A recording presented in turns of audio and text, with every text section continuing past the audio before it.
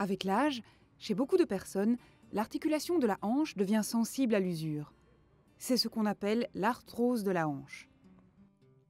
Voici une articulation de la hanche en bon état. On voit que la tête du fémur s'emboîte correctement dans la cavité de l'os du bassin. Comme les os sont bien recouverts de cartilage, leur mouvement ne cause pas de douleur. Lorsqu'au contraire, le cartilage s'use, l'extrémité des os n'est plus protégée. Étant rugueux, leur frottement entraîne des douleurs. En plus de cette douleur, la hanche se raidit. Certaines personnes subissent alors un véritable handicap dans leur vie quotidienne, par exemple en montant les escaliers. Ces problèmes apparaissent en général vers la soixantaine, parfois plus tôt, parfois plus tard. C'est-à-dire que quand j'ai commencé à avoir mal à la hanche, je suis allé voir mon médecin traitant et lui m'a conseillé la kiné et les antidouleurs. J'ai fait ça pendant un bon laps de temps, mais à la longue, la douleur me reprenait de plus en plus fort et j'ai dû faire autre chose parce que ça devenait insupportable. Alors je suis retourné chez le médecin qui, lui, à ce moment-là, m'a renvoyé chez un orthopédiste. Et l'orthopédiste, lui, n'a pas hésité en voyant mes radios, il n'a pas hésité, il m'a directement proposé la prothèse de la hanche. Une opération de la hanche se déroule sous anesthésie générale ou régionale. Le patient est habituellement admis à l'hôpital un jour à l'avance et il y restera au total une semaine environ. L'opération dure en moyenne 1h30 à 2 heures.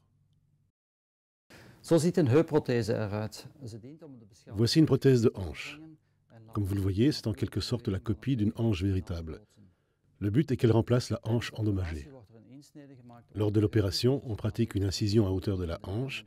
Les muscles et les ligaments sont écartés. On a ainsi accès à l'articulation. La tête du fémur est sciée. Ensuite, on enlève le cartilage à l'intérieur de la cavité de la hanche. On y insère une nouvelle cupule, généralement recouverte d'une matière synthétique ou de céramique. Pour la fixer, on utilise un ciment spécial ou on l'ensère dans la cavité osseuse. On pratique ensuite un trou dans le fémur. Il permet d'y introduire la tige métallique de la prothèse. Elle est fixée à l'aide d'un ciment ou bien enchâssée dans l'os.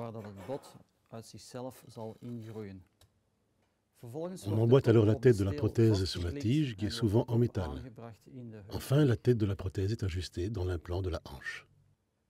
Disons qu'après l'opération, maintenant, je me sens bien, je marche mieux, je monte les escaliers, je passe facilement entre les tables, je fais du vélo. Bien sûr, maintenant, faire un effort un peu particulier, là, je ressens peut-être encore un peu mal, j'ai encore peut-être un tout petit peu mal, mais sinon, tout le reste fonctionne bien.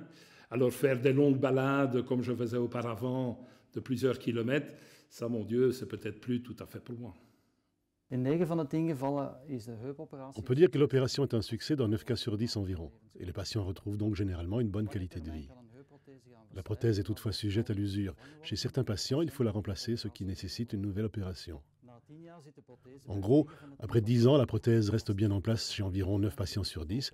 Après 20 ans, c'est encore le cas pour près de 8 patients sur 10.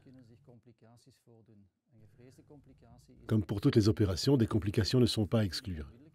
Par exemple, une infection peut apparaître à l'issue de l'opération, mais aussi plusieurs années par la suite. Une telle infection peut nécessiter une nouvelle opération. Heureusement, ce problème survient dans moins d'1% des cas. Certains patients, entre 1 et 3%, peuvent subir une luxation de la hanche, où la bille de la prothèse peut sortir de son logement. Enfin, on ne peut pas exclure le risque de phlébite ou d'embolie pulmonaire. En conclusion, on peut dire que le placement d'une prothèse de hanche est devenu une opération assez commune dont on connaît les risques, et ils sont plutôt faibles, mais le chirurgien n'y a recours que si les autres traitements, par exemple la kinésithérapie et les antidouleurs, ne donnent plus de résultats et que la douleur est devenue insupportable pour le patient.